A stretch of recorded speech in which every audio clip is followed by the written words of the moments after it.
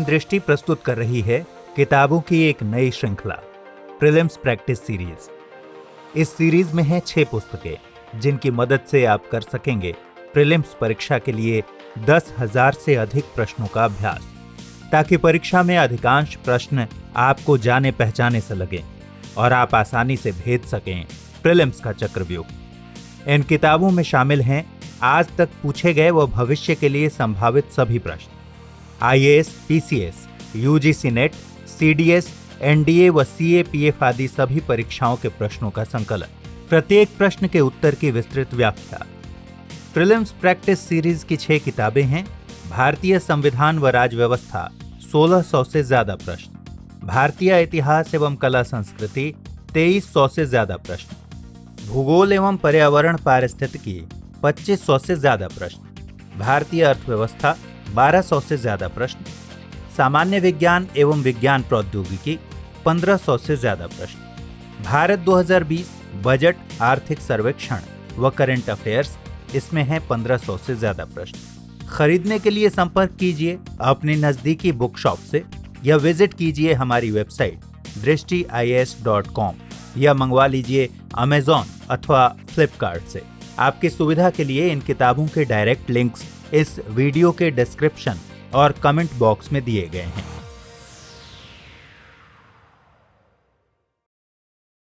नमस्कार, टुडेज जी के प्रोग्राम में आपका स्वागत है। शुरुआत करते हैं अभ्यास प्रश्न से। हाल ही में ओडिशा के बालासोर में helicopter launch Nag missile anti tank guided missile Helina नामक मिसाइल का सफलतापूर्वक परीक्षण किया गया है।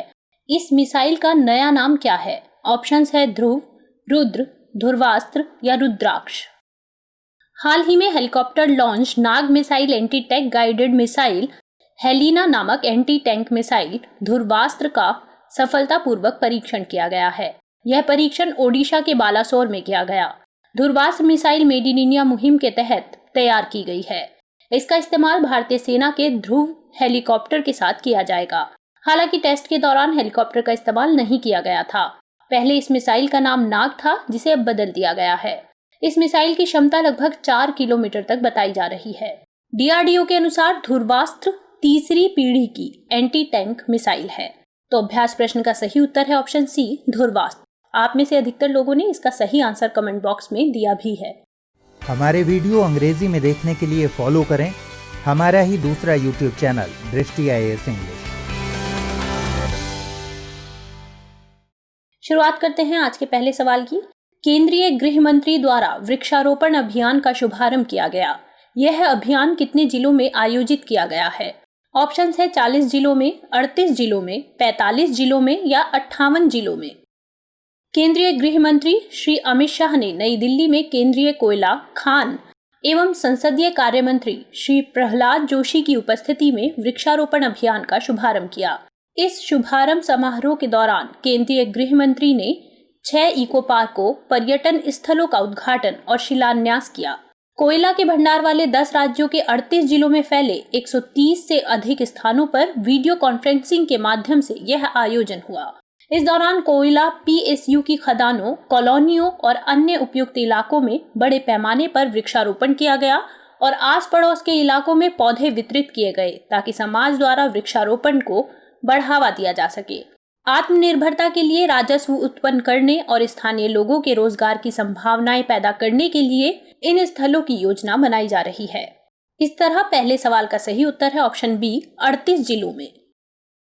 क्वेश्चन नंबर 2, निम्नलिखित में से किसे हाल ही में इंटरनेशनल यूनियन ऑफ रेलवेज का वाइस चेयरमैन नामित किया गया है? ऑप्शंस हैं अरुण कुमार, राजा बाबू सिंह, सुरजीत सिंह देसवाल या हितेश चंद्र अवस्थी। हाल ही में श्री अरुण कुमार को इंटरनेशनल यूनियन ऑफ रेलवेज का वाइस चेयरमैन नामित किया गया है। यह निर्णय यूआईसी महासभा में लिया गया है। इंटरनेशनल यूनियन ऑफ रेलवे को यूनियन इंटरनेशनल डेस केमिन्स भी कहा जाता है। यूआईसी का मुख्यालय पेरिस में है। भारत इस संघ का एक सक्रिय सदस्य है। इंटरनेशनल यूनियन ऑफ रेलवेज की स्थापना 1922 में 51 सदस्यों के साथ हुई थी। श्री अरुण कुमार 1985 बैच के भारतीय पुलिस अधिकारी हैं। क्वेश्चन नंबर 2, इसका सही आंसर है ऑप्शन ए, अरुण कुमार। क्वेश्चन नंबर 3, हाल ही में किसे ब्रिक्स सीसीआई के लिए ऑनरेरी एडवाइजर के रूप में नियुक्त किया गया? ऑप्शन है साहिल सेठ, मनोज जैन, अतहर आमिर या अवनीश सरन।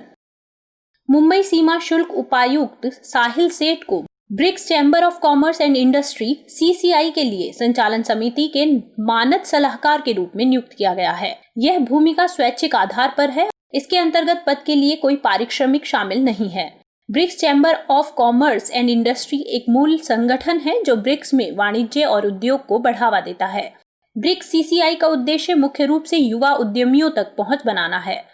ब्रिक्स समूह में दुनिया की 5 प्रमुख अर्थव्यवस्थाएं ब्राजील, रूस, भारत, चीन और दक्षिण अफ्रीका शामिल है। यह समूह विश्व जनसंख्या के लगभग 42%, विश्व GDP के लगभग 23% और विश्व व्यापार के लगभग 18% भाग का प्रतिनिधित्व करता है। इस तरह इस प्रश्न का सही उत्तर है ऑप्शन ए, साहिल सेठ। क्वेश्चन नंबर 4, हाल ही में किस संस्थान ने लेह आधारित प्रयोगशाला defence institute of high altitude research DIHAR में एक कोविड-19 परीक्षण सुविधा की स्थापना की है? ऑप्शंस हैं ICMR, DRDO, रक्षा मंत्रालय या CSIR। DRDO ने केंद्र शासित प्रदेश लद्दाख में कोरोना मामलों की पहचान करने के लिए लेह आधारित प्रयोगशाला defence institute of high altitude research DIHAR में एक कोविड-19 परीक्षण सुविधा की स्थापना की है। इसका उद्देश्य परीक्षण की दर को बढ़ाना है। यह परीक्षण सुविधा संक्रमित व्यक्तियों पर कड़ी नजर रखने में भी सहायक होगी। यह सुविधा भारतीय चिकित्सा अनुसंधान परिषद ICMR के सुरक्षा मानकों और दिशा निर्देशों को पूरा करती है। इस परीक्षण केंद्र का उद्घाटन 22 जुलाई 2020 को लद्दाख के lieutenant governor Shri RK Mathur ने किया था। इस तरह इस प्रश्न का सही उत्तर है option B, DRDO। Question number 5, Singapore में भारतीय मूल की नर्स कला नारायणसामी को कोविड-19 महामारी के दौरान फ्रंट लाइन पर सेवा देने के लिए किस प्रतिष्ठित पुरस्कार से सम्मानित किया गया है? ऑप्शंस हैं President's Award, Singapore Literature Prize, Singapore Innovation Award या डिफेंस साइंस अवार्ड।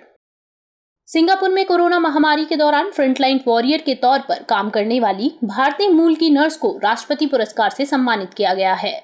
कला नारायणसामी उन 5 नर्सों में शामिल है जिनको यह पुरस्कार दिया गया है। स्वास्थ्य मंत्रालय की तरफ से इसके बारे में जानकारी दी गई है। इन सभी को सिंगापुर के राष्ट्रपति हलीम याकूब द्वारा हस्ताक्षरित प्रमाण पत्र, एक ट्रॉफी और 10,000 SGD यानी USD 7,228 की राशि दी गई है। कला नारायणसामी वुडलैंड्स हेल्थ कैंप्स में नर्सिंग की उपनिदेशक हैं, जिन्हें महामारी के दौरान संक्रमण नियंत्रण प्रथाओं का उपयोग करने के लिए सम्मानित किया गया है। इस तरह इस प्रश्न का सही उत्तर है option A, President's Award. Question number 6, निम्नलिखित में से कौन सा या कौन से कथन पेशवा के अंत या पूना की संधि से संबंधित है या हैं? पहला, तृतीय आंग्ल मराठा युद्ध की समाप्ति पर अंग्रेजों द्वारा पेशवा के साथ एक संधि की गई जिसे पूना की संधि कहा गया। यह संधि पेशवा के अंत का परिचायक है। दूसरा, इस संधि के अनुसार पेशवा का समस्त राज्य मुंबई प्रेसिडेंसी के अंग्रेजी राज्य में मिला लिया गया। कूट केवल एक, केवल दो, एक और दो दोनों, ना तो एक और ना ही दो। तृतीय आंग्ल मराठा युद्ध की समाप्ति पर अंग्रेजों द्वारा पेशवा के साथ एक संधि की गई जिसे पूना की संधि कहा गया। यह संधि पेशवा के अंत की परिचायक है। इस संधि के अनुसार पेशवा का समस्त राज्य मुंबई प्रेसिडेंसी के अंग्रेजी राज्य में मिला लिया गया। पेशवा के अतिरिक्त सिंधिया, भोसले आदि ने भी संधियों के माध्यम से अंग्रेजी संरक्षण स्वीकार कर लिया। संधि के बाद पेशवा का पद 1818 में समाप्त कर दिया गया और बाजीराव द्वितीय को कंपनी का पेंशनर बनाकर बिठूर भेज दिया गया। गौरतलब है कि नाम मात्र के छोटे से राज्य सतारा में छत्रपति शिवाजी के वंशज को राजा बनाया गया। इस प्रकार लॉर्ड हेस्टिंग ने पेशवा का अंत कर दिया। इस तरह इस प्रश्न का सही उत्तर है ऑप्शन सी, दोनों ही कथन पूना की संधि से संबंधित हैं। क्वेश्चन नंबर 7, निम्नलिखित में से कौन सा या कौन से कथन सुगोली की संधि से संबंधित है या हैं? पहला, सुगोली की संधि द्वारा अंग्रेजों को गढ़वाल, कुमाऊं के किले तथा तराई का अधिकांश भाग प्राप्त हुआ। दूसरा, नेपाल ने सिक्किम राज्य से अपने समस्त अधिकार वापस ले लिए। ऑप्शंस हैं केवल एक, केवल दो, एक और दो दोनों, ना तो एक और ना ही दो। लॉर्ड हेस्टिंग्स ने सर्वप्रथम नेपाल राज्य के निवासी गोरखाओं से युद्ध किया। सीमावर्ती क्षेत्र होने के नाते इस प्रदेश का सामरिक महत्व अत्यधिक था। 1816 में गोरखाओं से बातचीत के माध्यम से सुगोली की संधि हुई, जिसके तहत अंग्रेजों को गढ़वाल व कुमाऊं के किले तथा तराई का अधिकांश भाग प्राप्त हुआ। नेपाल ने सिक्किम राज्य से अपने समस्त अधिकार वापस ले लिए। नेपाल की राजधानी काठमांडू में अंग्रेज रेजिडेंट तैनात किया गया। तो इस एक्सप्लेनेशन से पता चलता है कि दोनों ही कथन किससे संबंधित है? सुगोली की संधि से। तो ऑप्शन सी इसका करेक्ट आंसर होगा। क्वेश्चन नंबर 8, निम्नलिखित में से कौन से कथन व्यवगत सिद्धांत से संबंधित हैं? पहला, लॉर्ड डलहौजी ने अपने साम्राज्य विस्तार की महत्वाकांक्षा के लिए डॉक्ट्रिन ऑफ लैप्स का सहारा लिया। दूसरा, इस सिद्धांत के अनुसार अगर किसी सुरक्षा प्राप्त राज्य का शासक बिना स्वाभाविक उत्तराधिकारी के मर जाए तो उसका राज्य उसके दत्तक पुत्र को नहीं सौंपा जाएगा। तीसरा, डलहौजी ने इस सिद्धांत के अंतर्गत भारतीय राज्यों को 3 श्रेणियों में वर्गीकृत किया था। ऑप्शंस हैं केवल 1 और 2, केवल 2 और 3, केवल 1 और 3 या उपरोक्त सभी। लॉर्ड डलहौजी ने अपने साम्राज्य विस्तार की महत्वाकांक्षा के लिए विलय के सिद्धांत का सहारा लिया। इस सिद्धांत के अनुसार अगर किसी सुरक्षा प्राप्त राज्य का शासक बिना स्वाभाविक उत्तराधिकारी के मर जाए तो उसका राज्य उसके दत्तक पुत्र को नहीं सौंपा जाएगा। डलहौजी ने भारतीय राज्यों को 3 श्रेणियों में वर्गीकृत किया। पहली श्रेणी में वे रियासतें थी जो कभी भी ब्रिटिश शासक के अधीन नहीं रही, ना ही वे कर देती थी। ऐसी रियासतों पर गोद लेने से कोई हस्तक्षेप नहीं था।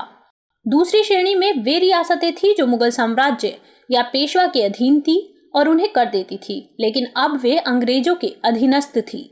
इस श्रेणी के राज्यों के शासकों के लिए यह व्यवस्था की गई थी कि उत्तराधिकारी गोद लेने के पहले सरकार की सहमति प्राप्त करे। तीसरी श्रेणी में वे राज्य थे जिनके निर्माण में ब्रिटिश सरकार का प्रत्यक्ष अथवा अप्रत्यक्ष योगदान था तथा ऐसे राज्यों के शासकों के उत्तराधिकारी के गोद लेने पर पूरी तरह पाबंदी लगा दी गई थी। इस तरह इसका सही उत्तर होगा ऑप्शन डी, उपरोक्त सभी। क्वेश्चन नंबर 9, निम्नलिखित में से कौन सा या कौन से कथन रैयतवाड़ी व्यवस्था के संदर्भ में सही है या है? पहला, इस व्यवस्था में प्रत्येक पंजीकृत भूमिदार को भूमि का स्वामी माना गया और लगान जमा करने का दायित्व भी किसानों को ही दिया गया। दूसरा, रैयतवाड़ी व्यवस्था का जन्मदाता हॉल्ट मैकिंजी को माना जाता है। ऑप्शंस है केवल 1, केवल 2, 1 और 2 दोनों, ना तो 1 और ना ही 2। रैयतवाड़ी व्यवस्था में पंजीकृत भूमिदार को भूमि का स्वामी माना गया और लगान जमा करने का दायित्व भी किसानों को ही दिया गया। चूंकि यह व्यवस्था प्रत्यक्ष रूप से किसानों या आम जनता के साथ लागू की गई, इसलिए इसे रैयतवाड़ी कहा गया। यदि किसान निर्धारित लगान जमा नहीं कर पाता था तो उसे भूमि स्वामित्व से वंचित कर दिया जाता था। रैयतवाड़ी व्यवस्था का जन्मदाता टॉमस मुनरो और कैप्टन रीड को माना जाता है। यह व्यवस्था पहली बार बारामहल जिले में कर्नल रीड द्वारा लागू की गई। 1820 में इस व्यवस्था को मद्रास में लागू किया गया। इस तरह क्वेश्चन नंबर 9 का सही उत्तर है ऑप्शन ए, केवल 1। क्वेश्चन नंबर 10, निम्नलिखित में से कौन से कथन महालवाड़ी व्यवस्था के संदर्भ में सही है? पहला, इस व्यवस्था के अंतर्गत गांव के मुखिया से सरकार का लगान वसूली का समझौता होता था। दूसरा, यह व्यवस्था मध्य प्रांत, उत्तर प्रदेश एवं पंजाब में लागू की गई। तीसरा, इस व्यवस्था के अंतर्गत ब्रिटिश भारत की भूमि का 60% भाग सम्मिलित था। ऑप्शंस हैं केवल 1 और 2, केवल 2 और 3, केवल 1 और 3 या उपरोक्त सभी। महाल का तात्पर्य है गांव। इस व्यवस्था के अंतर्गत गांव के मुखिया से सरकार का लगान वसूली का समझौता होता था, जिसे महालवाड़ी बंदोबस्त कहा गया। इस व्यवस्था का जनक हॉल्ट मैकिंजी को माना गया। 1833 में मार्टिन बर्ड तथा जेम्स टॉमसन के बंदोबस्त में यह अपने सबसे बेहतर रूप में सामने आई। यह व्यवस्था मध्य प्रांत, उत्तर प्रदेश एवं पंजाब में लागू की गई तथा इस व्यवस्था के अंतर्गत ब्रिटिश भारत की भूमि का 30% भाग सम्मिलित था। इस व्यवस्था के अंतर्गत भू राजस्व का निर्धारण समूचे ग्राम के उत्पादन के आधार पर किया जाता था। साथ ही महाल के समस्त भूस्वामियों के भू राजस्व का निर्धारण संयुक्त रूप से किया जाता था। इस तरह इस प्रश्न का सही उत्तर है ऑप्शन ए, केवल 1 और 2। अब बात करते हैं अभ्यास प्रश्न की। प्रवासी श्रमिकों को नौकरी खोजने में मदद करने के लिए प्रवासी रोजगार ऐप लॉन्च किया जा रहा है। इसे किस बॉलीवुड अभिनेता द्वारा लॉन्च किया जाएगा? ऑप्शंस हैं सलमान खान, सोनू सूद, आमिर खान या अमिताभ बच्चन। आप अपना आंसर कमेंट बॉक्स में करना ना भूलें। नेक्स्ट सेशन में कुछ नए सवाल और इस सवाल के जवाब के साथ हम फिर से हाजिर होंगे। तब तक के लिए नमस्कार।